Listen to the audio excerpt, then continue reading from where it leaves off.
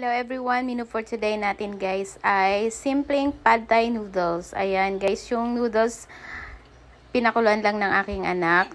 Saglit lang yan lutuin at may direction naman sa plastic niyan. At yung ginigisa niya lang guys yung ground chicken. Pwede kayong gumamit ng ground pork or shrimps dito sa recipe na to. Kung ano yung prepared nyo. At nung nag-brown na guys yung chicken, nag-iba ng kulay, nilagay niya na yung sibuyas at bawang at nag-add siya ng cracked pepper. Then, ayan guys, yung gulay niya na yan nilalagay niya.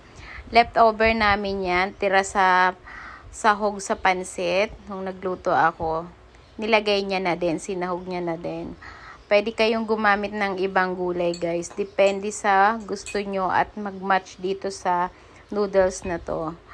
At nung na-mix niya na guys, luto na yung panahog, nilagay niya na yung pinakuluan niyang noodles at yung peanut sauce.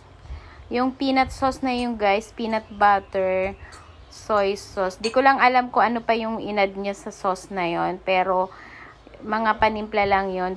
Ang importante lang dun ay yung peanut butter.